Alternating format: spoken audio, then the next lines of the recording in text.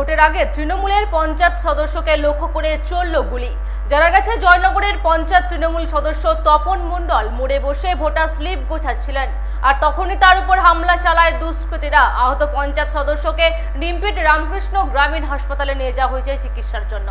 তৃণমূলের পঞ্চায়েত সদস্যকে লক্ষ্য করে গুলি। দক্ষিণ চব্বিশ পরগনার জয়নগরের গড়দেয়ানি পঞ্চায়েতের তৃণমূল সদস্য তপন মণ্ডল মোড়ে বসে ভোটার স্লিপ গোছাচ্ছিলেন, কাজ করছিল। অভিযোগ, সেই সময় দুষ্কৃতীরা গুলি ছোড়ে কিন্তু গুলি লাগেনি। এরপরে দোকানে লুকোতে গেলে সেখানে বোম মারা হয়। বোমার প্রিন্টারে জখম হয় তৃণমূলের পঞ্চায়েত সদস্য। তাকে জয়নগর নিমপিট রামকৃষ্ণ গ্রামীণ হাসপাতালে নিয়ে যাওয়া হয়েছে। ঘটনাস্থলে জয়নগর থানার পুলিশ আধিকারিকরা।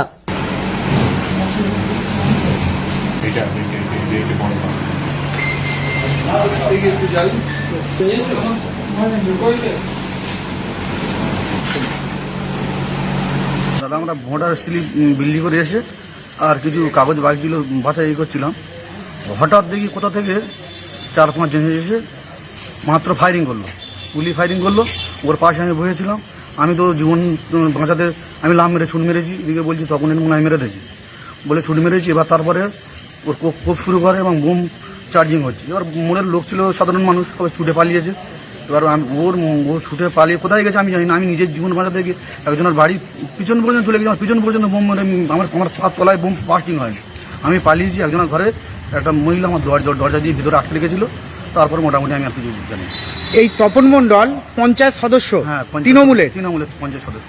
বাড়ি থেকে কত দূরে এই ঘটনা ঘটেছে? 500 মিটার। আর আপনি তখন তপন মণ্ডলের পাশেই ছিলেন? হ্যাঁ, আমি পাশে ছিলাম, কাগজ পাচ্ছিল। গড়দানি অঞ্চল হলো আমাদের জয়নগর বিধানসভা তৃণমূল কংগ্রেসের দুর্গ।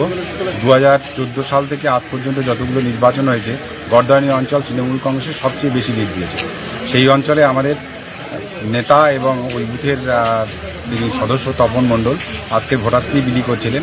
ভোটার স্লিপ বিলি করে এসে আবার পরের দিন যাতে ভোটার স্লিপ বিলি করা করবে বলে সেগুলো আবার সেগ্রিগেশন করছিল, আলাদা করছিল।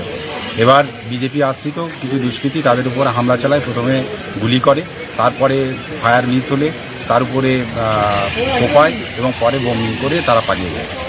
আমরা নিশ্চয়ই এটা পুলিশ তদন্ত করে দেখবেন, কিন্তু আমাদের যে অনুমান এটা বিজেপি আশ্রিত দুষ্কৃতীরাই এই কাজ করেছে।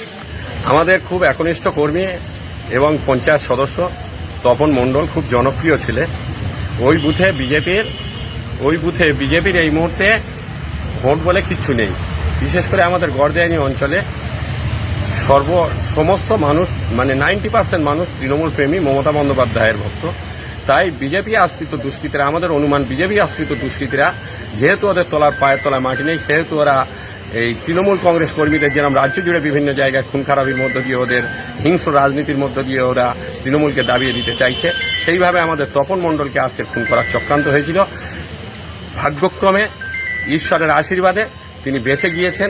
তাকে বোম মারা হয়েছিল, গুলি করা হয়েছিল, টাই দিয়ে কোপানো হয়েছিল, কিন্তু তিনি ভাগ্যের জোরে নিজের সাহসে ভর করে তিনি বেঁচে গিয়েছেন। তো এটাই যা আমরা শুনেছি। প্রথমে গুলি করা হয়েছিল, গুলিটা লক্ষ্যভ্রষ্ট হয়, তারপর বোমিং করা হয়। আমাদের তপন মণ্ডল গ্রামে ভোটার স্লিপ বিলি করে এসে মোড়ের মাথায় একটা দোকানে সেখানে বসে ভোটার স্লিপ বাছাইয়ের কাজ করছিলেন। আগামীকাল আবার বিলি করার জন্য ওরা 3 জনে বসেছিল। এই সময় এমন সময় 4-5 জন দুষ্কৃতী ওরা এসে ওখানে অতর্কিতে গুলি চালায়। গুলিটা লক্ষ্যভ্রষ্ট হয়, তখন তপন দোকানের মধ্যে চলে যাওয়ার চেষ্টা করে। আবার বোমিং করা হয়, বোম লাগে, তপনের গায়ে বোমের আঘাতপ্রাপ্ত হয়, তপন গুরুতর জখমও হয়। সেই অবস্থায় ও দোকানের মধ্যে ঢুকে যাওয়ার চেষ্টা করে, শাটার ফেলার চেষ্টা করে। সেই সময় পিছন থেকে আবার ধারালো অস্ত্র দিয়ে তপনকে কোপানো হয়। তারপরে তপন দোকানের মধ্যে ঢুকে গেলে ওরা দুষ্কৃতীরা রাস্তায় বোমিং করতে করতে পালিয়ে যায়। Bureau report, PB news.